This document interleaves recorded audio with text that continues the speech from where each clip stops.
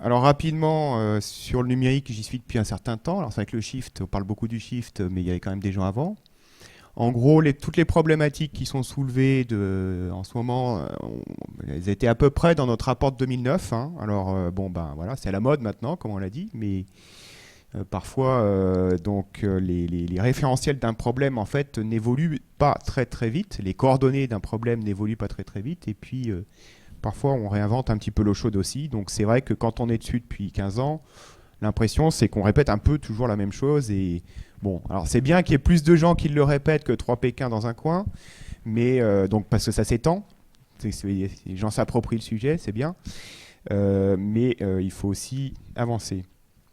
Alors il y aura 5 points. La transition écologique, parce que c'était en principe développement durable et nouvelles technologies. Je vais quand même rappeler que le développement durable, c'est pas que le climat. Alors, c'est bien de parler du climat, mais c'est pas que le climat. Donc la dernière intervention a déjà élargi le scope, il faut élargir encore un tout petit peu. Ensuite, ce que c'est que la digitalisation, parce que c'est ce qui explique le truc que les ingénieurs en général n'arrivent pas à expliquer, l'effet rebond. Enfin, pour moi, l'effet rebond, c'est un mot que les sciences de l'ingénieur mettent sur un problème qu'elles ne comprennent pas. Et pour la bonne raison que c'est un problème des sciences sociales. C'est une dynamique d'usage. Donc, plus on reste dans les sciences de l'ingénieur, moins on comprend ce que c'est que l'effet rebond, si vous voulez, hein. Donc, il faut comprendre ce que c'est que la digitalisation en termes de sciences sociales. Derrière, on va parler un tout petit peu d'écologie du numérique. Mais comme ça a été beaucoup dit, je vais aller très vite, hein. Tout ce qui a été dit, je suis en gros d'accord avec. Bon, on pourra revenir sur le détail, mais bon, peu importe. D'où on reviendra à ce que c'est que la sobriété et pourquoi, pour changer tout ça, il faut parler des modes de vie et je dirais pas d'autre chose. C'est un peu radical, mais je vais essayer de défendre ça. Donc rapidement, alors oui, j'ai fait un bouquin sur le développement durable là, qui vient de sortir 2022. Donc pour vous dire aussi que mon activité principale est quand même là-dessus, même si j'ai une activité plutôt secondaire sur numérique et écologie. Alors qu'est-ce que c'est que le développement durable rapidos, hein? C'est une suite de sommets depuis 1972 qui partent de problèmes d'environnement pour poser des questions de développement, en une phrase, hein. Donc il faut revenir, ça veut dire que c'est quoi? C'est international. Donc c'est bien d'inventer des solutions chez nous, mais l'enjeu c'est global, donc ça soit aussi des solutions ailleurs, dans d'autres pays. Donc quand on voit des solutions hyper, super, extra techno, il y a peu de chances que ça marche dans les pays en développement, hein. C'est juste, faut juste s'en rendre compte, hein.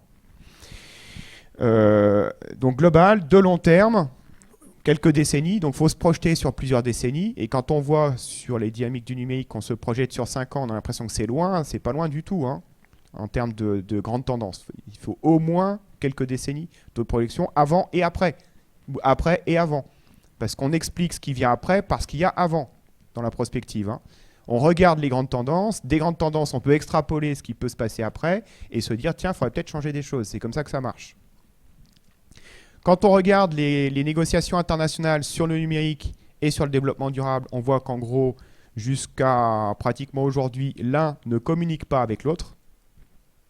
Donc quand vous regardez toutes les négociations sur le développement durable, les textes qui ont été produits et tout, ça ne parle pas de numérique. Ça peut étonner, hein, mais jusque, on va dire, les années après 2010, ça ne parle pas de numérique. Le dernier sommet 2012, j'ai lu tous les textes, ça ne parle pas de numérique.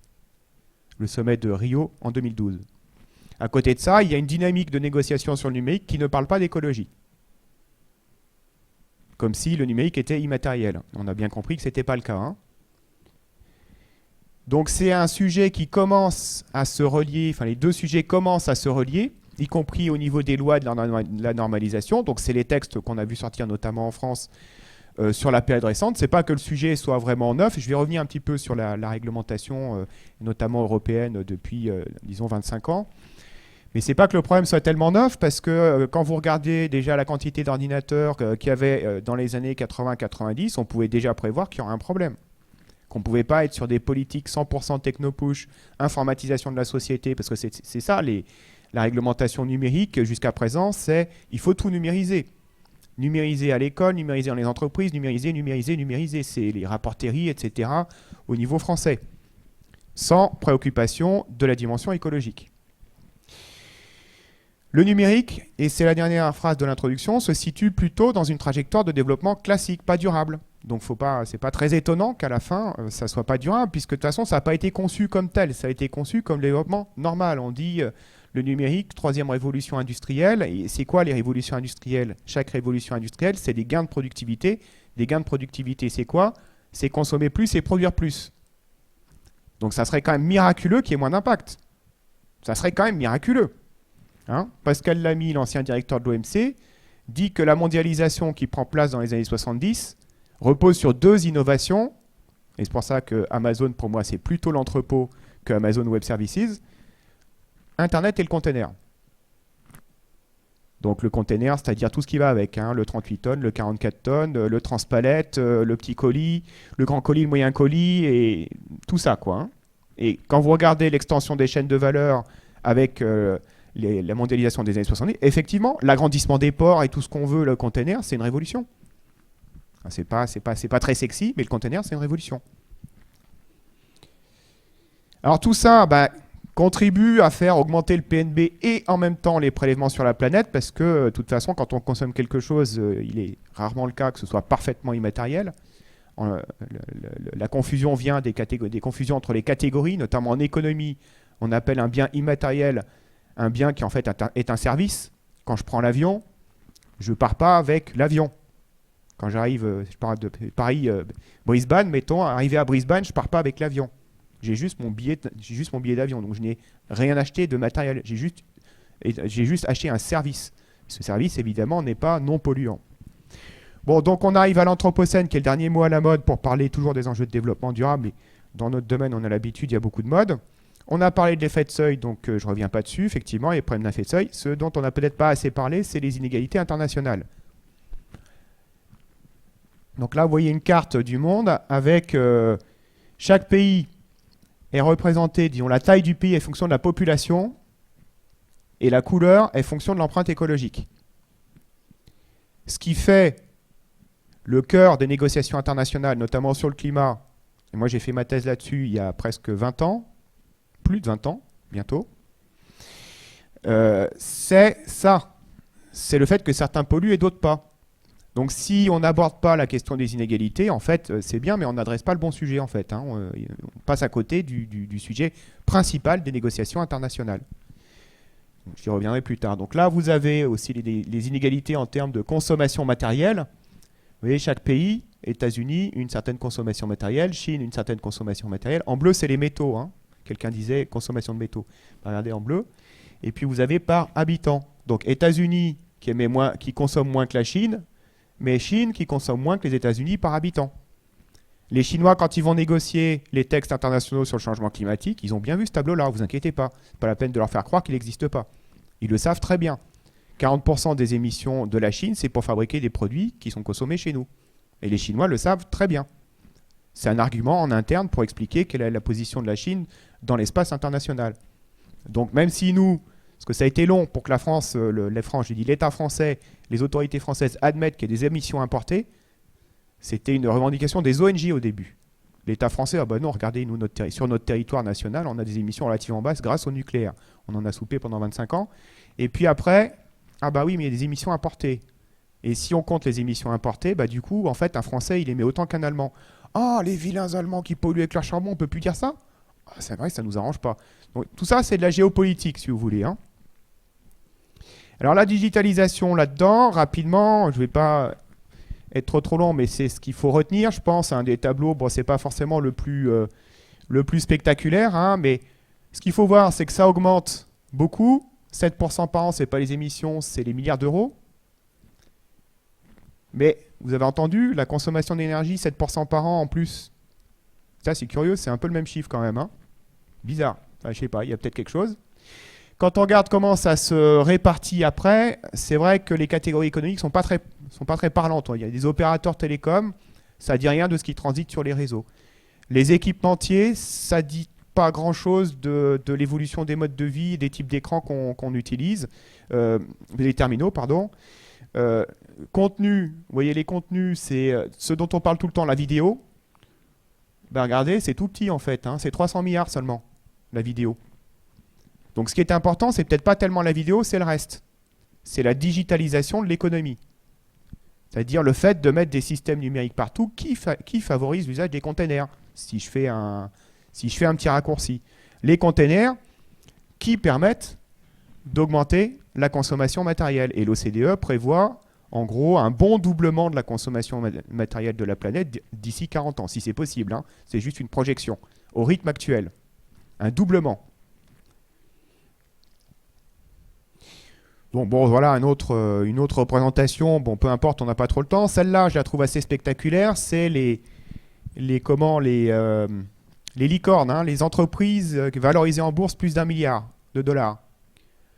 Donc ça va jusqu'en 2015 seulement, mais vous voyez la prolifération de dispositifs divers numériques qui, plus ou moins, ont tous deux buts, pas trois. C'est produire plus de la même chose dans le même temps ou produire autre chose. C'est-à-dire plus d'ordinateurs par heure, par exemple, ou, je sais pas, au lieu des ordinateurs, je sais pas, des tablettes, par exemple, quelque chose de différent, quoi. Donc soit c'est des nouveaux produits qui n'existaient pas, soit c'est les mêmes produits de manière plus efficace économiquement, c'est-à-dire avec une productivité plus importante. Donc ça augmente pas seulement l'empreinte du numérique, ça augmente aussi le reste. Et ça se voit après dans les calculs. Alors l'écologie du numérique, donc vous avez compris, hein, c'est non seulement l'augmentation de la consommation, mais c'est les raisons qui sont derrière. C'est qu'est-ce qu'ils veulent, tous ces gens-là, du numérique.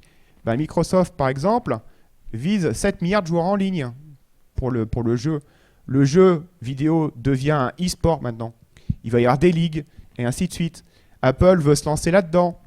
Quand on regarde ce que dit Cisco dit que le jeu en ligne pourrait devenir la catégorie principale de trafic sur Internet, à la vitesse où ça augmente et la consommation que ça génère.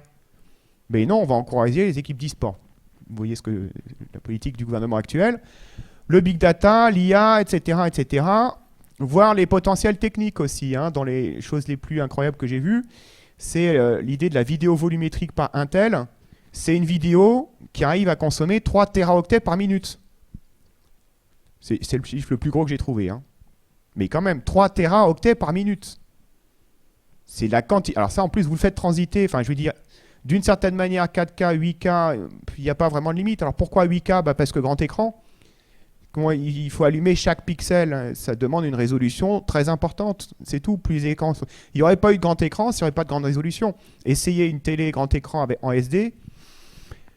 Comme ça a été dit un peu tout à l'heure, c'est pas terrible, ça se vendrait pas tellement. Hein. Donc il y a une logique derrière qui est poussée. Ayez le cinéma chez vous et tout. Bon. Les métavers, qu'on vous annonce, les films de science-fiction ont un peu anticipé ça. Hein. Virtual Revolution, par exemple, c'est un film de science-fiction qui est à mon avis, assez réaliste, où l'intrigue se passe essentiellement dans un métavers.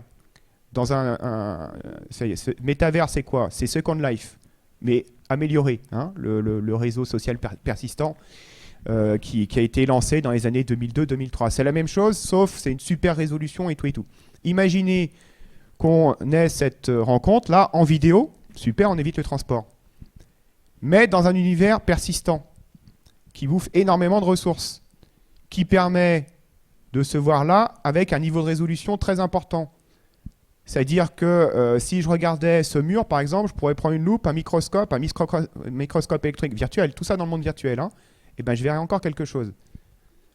Vous imaginez la résolution, il n'y a pas de limite, si on veut, si on imagine ce qu'on peut faire. Donc pour moi, le problème, il est plutôt là, dans la quantité de choses, de nouveaux usages qui sont à mettre au regard de ce qui a été dit sur la consommation de métaux, la consommation de ceci, le climat qui se réchauffe et les centrales nucléaires qui ne se refroidissent plus, etc., etc. Donc, relativement à tout ça, quand on regarde les cas d'usage bons pour l'écologie, souvent on tombe sur des trucs assez anecdotiques. C'est ça le problème. Le petit exemple qui dit « ouais, mais quand même, il faut regarder les choses de manière structurelle plutôt ». Je ne dis pas qu'il ne faut pas faire de numérique, hein. Je dis qu'il faut regarder quand même les choses de manière structurelle et pas tomber dans l'anecdote, on va dire, sur ah oui, mais s'il n'avait pas eu son téléphone portable ce jour-là, à telle heure, on aurait sauvé une vie. Oui, ça c'est de l'anecdote, ça. On ne fait pas des politiques avec de l'anecdote. Alors, on dit aussi les gains en efficacité. Bon, ça ne sera pas compensé toujours. Là, c'est un... J'ai pas trop le temps, hein. J'avance. Voyons les réglementations. Donc en gros, ça c'est vraiment ce ce que je dis dans mon dernier bouquin et ce qu'on a étudié à plusieurs dans le bouquin d'avant. Et ça n'a pas trop tant changé que ça, hein. C'est que les autorités, il y a 4 acteurs, les autorités publiques, les entreprises, les consommateurs et les ONG pour aller très vite. Les autorités publiques, elles poussent à fond la numérisation, il suffit de regarder les différents textes. Elles essayent de limiter les effets néfastes. Au niveau européen, il y a 3 directives qui comptent. La directive EUP sur les produits qui consomment de l'énergie, qui est devenue éco-design, dont le grand fait d'armes, c'est l'étiquette énergie. On a dit tout à l'heure, le numérique, ça consomme beaucoup d'énergie. Vous avez remarqué qu'en France, on n'a pas construit une nouvelle centrale nucléaire. Donc il y a un truc. Soit on nous ment, on nous cache tout, soit il y a un truc. En fait, la montée en puissance du numérique, dans les années 2000, se produit à peu près en même temps où se met en place l'étiquette énergie sur les frigos, les machines à laver et tout un tas de produits, ce qui fait baisser fortement la consommation d'énergie de ce domaine, de ce secteur-là. Donc c'est ce qui fait que le numérique a été invisibilisé par la baisse de l'efficacité énergétique croissante des autres secteurs, en fait, hein. Donc parfois on dit oui, le numérique va aider à réduire la consommation des autres secteurs. Pour l'instant, c'est les autres secteurs qui ont invisibilisé la consommation d'énergie du numérique. C'est dans ce sens-là, en réalité. C'est pour ça que ça ne s'est pas vu. Alors je trouve que ce qui est intéressant sur le plan de la réglementation et de la régulation et de comment on fait, on a entendu comment on fait, ce qui est intéressant, c'est que c'est une directive extrêmement directive, si je puis dire, et qu'elle vous dit ce qu'il faut mettre dans votre PC. Elle vous dit quel chargeur il faut mettre, etc., etc. Vous avez peut-être entendu la dernière controverse, c'est la normalisation de tous les chargeurs. Tous les chargeurs seront en USB-C, ou 3, je ne sais plus comment on appelle ça, le petit truc ovale, là.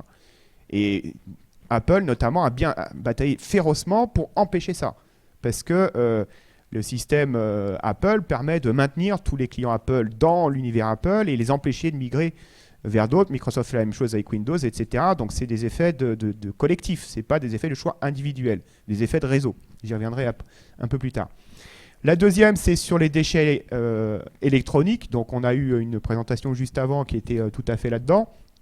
Donc l'idée, c'est de dire que les déchets électroniques doivent être traités par des éco-organismes, payés par celui qui produit les déchets, c'est-à-dire, moi c'est Dell, je vois qu'il y a un Acer par exemple, c'est eux qui payent pour le traitement de... Alors il y a un vice là-dedans, et on l'avait pointé dès 2006, c'est que c'est les producteurs de déchets qui régulent la filière déchets. Ils n'ont pas beaucoup intérêt à très bien réguler. 40% des déchets en France, on ne sait pas où ils passent, sur le D3E. À la place, vous mettez des collectivités territoriales, où nous on avait proposé de mettre des ONG écolos, il y aurait eu un peu plus de surveillance parce qu'il y aurait eu l'intérêt dans le jeu d'acteurs, un intérêt fiable pour que ça soit bien fait. Alors que là, bon... Et puis ROHS, et sur les toxiques, ça a plutôt bien marché si on regarde dans le temps, hein, puisque aujourd'hui il y a très peu de toxiques à part le plastique dans les ordinateurs, alors qu'il y avait beaucoup plus de choses avant. Je note que quand on a fait notre première étude en 2009, on a bien remarqué que les entreprises étaient globalement, les entreprises avec des lobbyistes à Bruxelles, contre toutes ces réglementations. Aujourd'hui, quand on leur demande, elles sont plutôt pour, elles trouvent que c'est génial, hein.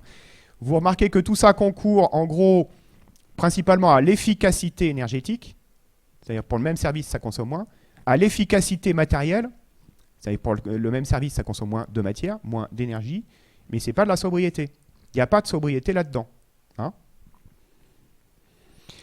Alors les entreprises, donc j'ai dit, elles vont plutôt avoir tendance, comme le groupement Global E-Sustainability Initiative, qui a fait plusieurs rapports pour expliquer, oui d'accord, le numérique ça pollue, mais quand même c'est très bon pour tous les autres secteurs. Donc avec des chiffres complètement farfelus, les rapports Smart 2020, Smarter 2020, ainsi de suite. Bon, voilà, ce qui explique, c'est empreinte écologique du numérique, 1,43. Grâce au numérique, on peut économiser 5 fois l'empreinte du numérique, puis après 7 fois, puis après 10 fois. À chaque fois, c'est des cas d'usage. Chaque fois, on dit, bon, ben, si on fait du télétravail, mettons, eh ben, on ne va pas prendre la voiture. C'est vrai, c'est de bon sens, hein.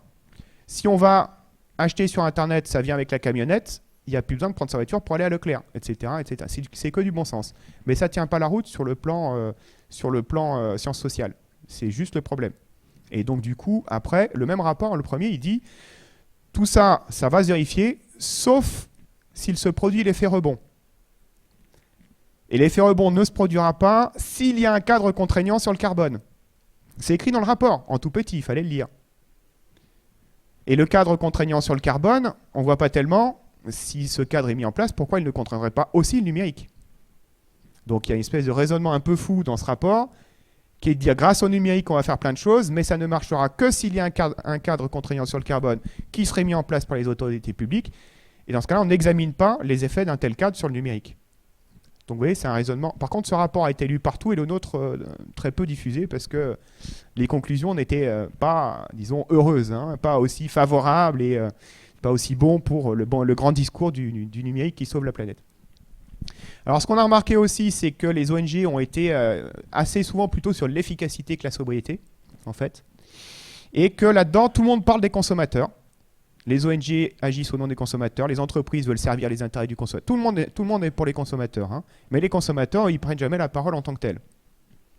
Donc c'est pour ça qu'on a parlé de consommateurs ventriloqués par tous les autres. Ce qu'on voit aussi, c'est que dire les consommateurs, les usagers et tout, ça ne veut pas dire grand-chose parce qu'en fait, il y a des grandes différences suivant les classes sociales. Racheter ou réparer, bon en gros quand on est pauvre on a déjà un téléphone réparé, cassé et reconditionné et c'est bien évident parce qu'on ne peut pas s'en payer un neuf. Donc entendre le discours dans le métro de dire acheter un téléphone reconditionné, c'est pourquoi il me parle de quoi, c'est pas pertinent. Et ainsi de suite, pareil pour les politiques sur le climat, enfin, c'est très facile d'expliquer pourquoi la taxe carbone était une très mauvaise idée, qu'elle a toujours été une très mauvaise idée, moi je suis contre depuis le début, c'est-à-dire depuis 20 ans à peu près. Les permis, c'est pire, hein, mais la taxe carbone, en tout cas, il n'y a pas de, si vous voulez, il n'y a pas de niveau. D'abord, il n'y a aucun pays dans le monde qui a changé sa trajectoire carbone avec une taxe carbone. Aucun, zéro. Le seul pays qu'on donne souvent en exemple dans lequel la taxe carbone a augmenté rapidement, c'est la Suède. Mais la Suède a augmenté sa taxe carbone à l'intérieur d'une véritable trajectoire de décarbonation. À aucun moment, elle s'est dit que la taxe carbone allait toute seule produire cette trajectoire. Ça, c'est vraiment une vision complètement erronée sur le plan politique. Ça n'a pas empêché, et j'y étais dans les négociations internationales sur le climat, les économistes expliquaient que c'était la baguette magique qui allait tout changer. Et depuis 20 ans, on parle de baguettes magiques qui vont tout changer, qui ne changent rien, évidemment, comme on pouvait s'y attendre. Alors, donc le consommateur, lui, ben, là aussi, le consommateur, il a l'impression, c'est le graphique de gauche, il a l'impression d'être de plus en plus dépendant du numérique. Une fois que tout le monde a alors pas tout le monde, hein, mais bon, il faut lutter quand même pour y échapper. Une fois que tout le monde a un smartphone, on dit, bah, vous polluez avec votre smartphone. N'importe qui à qui on dit ça, dit, bah ouais, pourquoi tu ne me l'as pas dit avant? N'importe qui.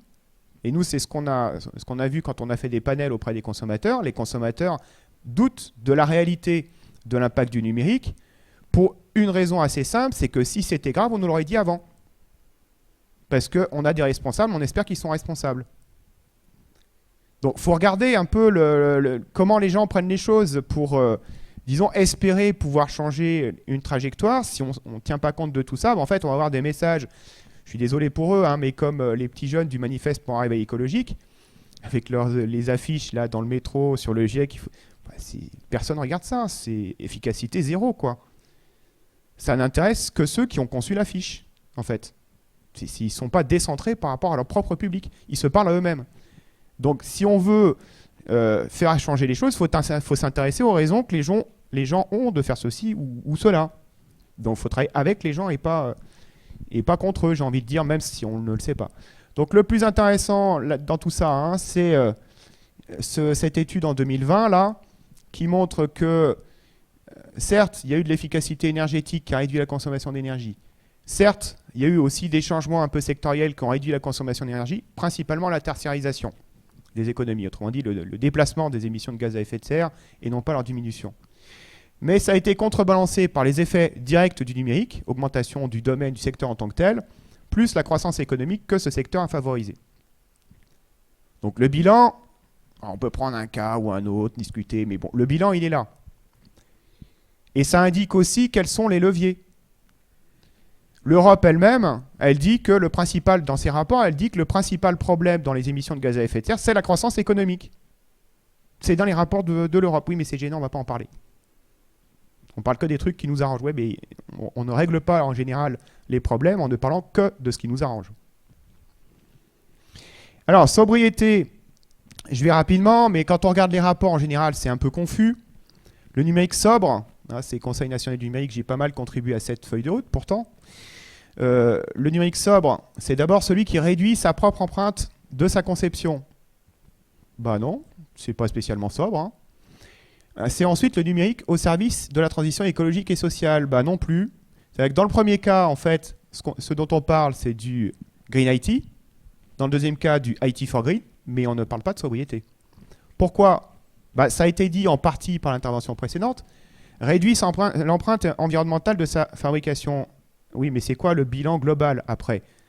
Si on réduit l'empreinte environnementale de la conception ou de l'usage, et que ça génère aussi des économies financières, le bilan global, c'est à quoi servent ces économies financières.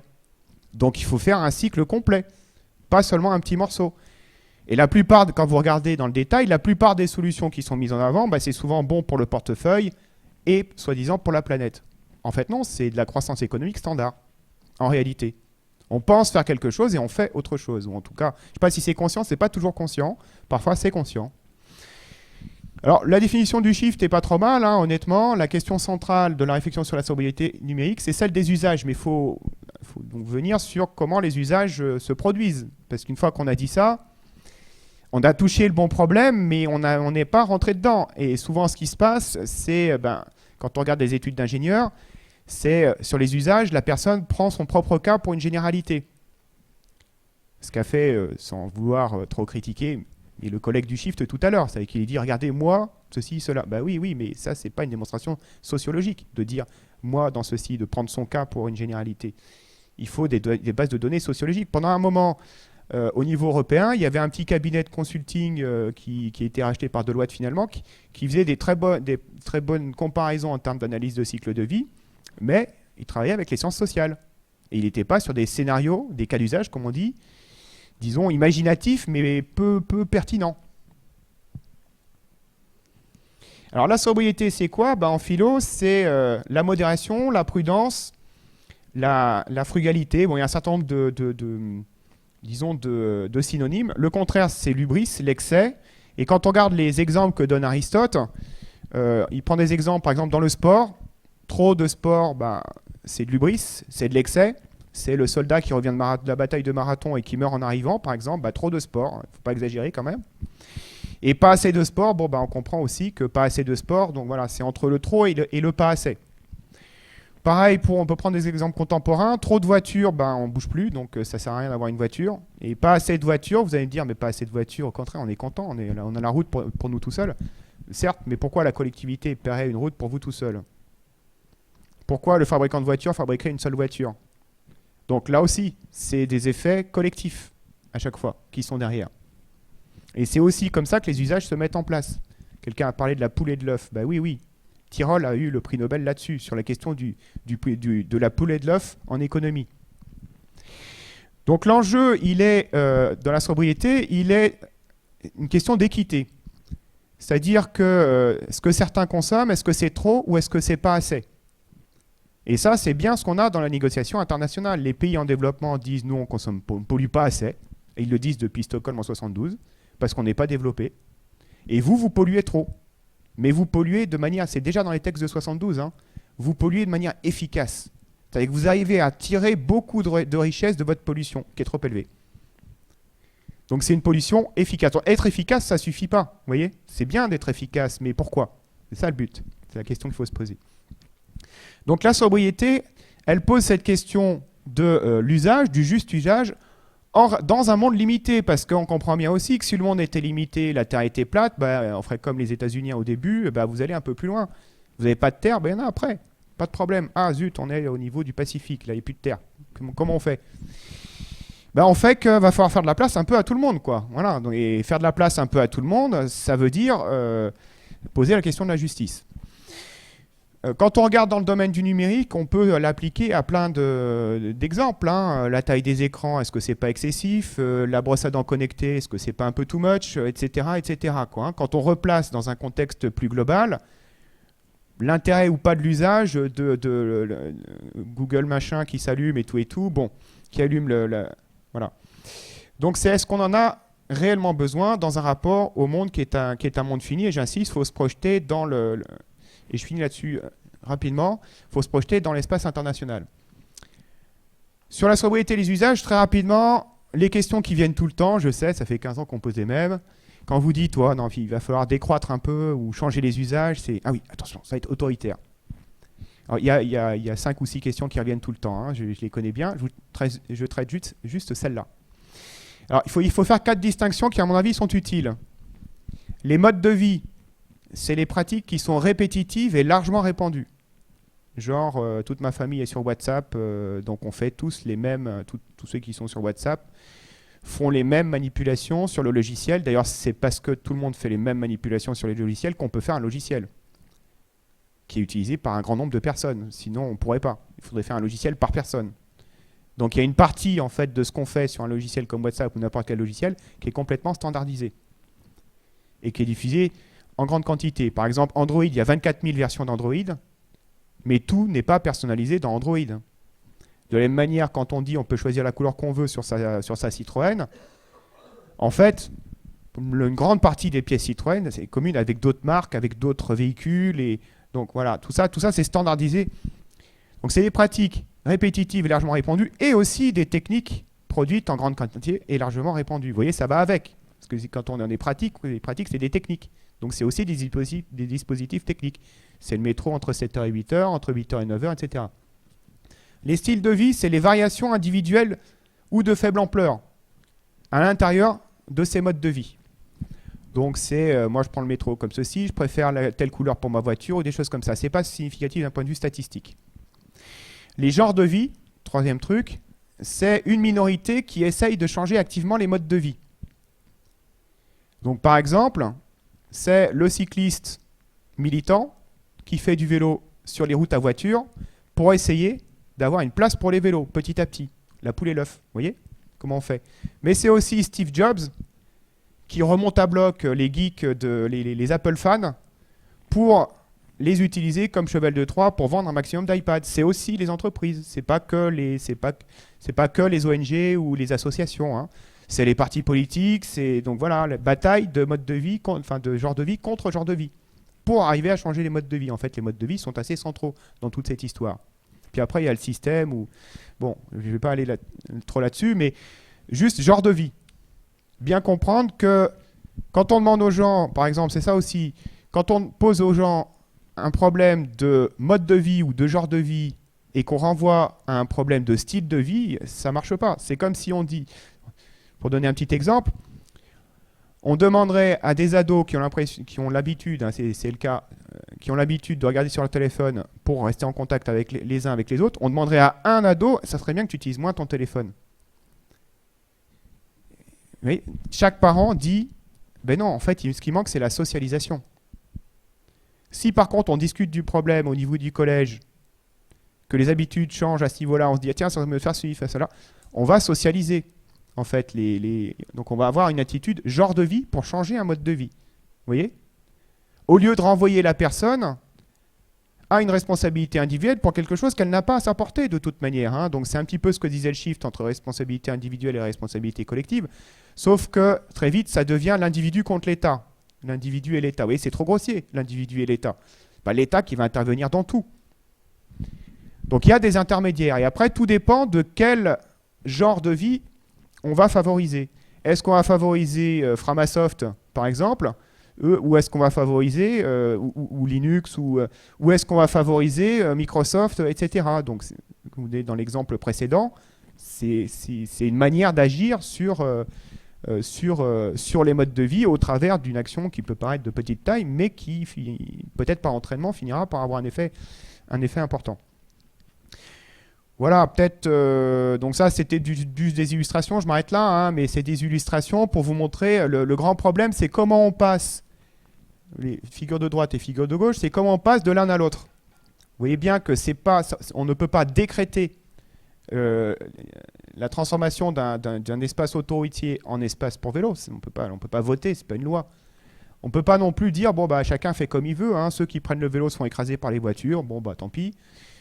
Et puis les autres prennent leur voiture. Donc la question, c'est comment on passe de l'un à l'autre, en fait, d'une situation, d'un système technique qui est relativement bloqué, à un système technique un autre système technique qui a aussi l'air bloqué. Hein. C'est pas le problème, c'est pas que ce soit tellement bloqué, c'est cette inertie, on va dire, des systèmes techniques qui peut être challengée donc par cette histoire de genre de vie et de réseau contre réseau. Donc dans le fond, ce qu'il faut faire pour la sobriété, c'est encourager certains réseaux contre d'autres réseaux. Donc dans l'illustration juste avant, il y avait des idées un peu de ce type-là. Je pense qu'on se comprend. Voilà. Merci.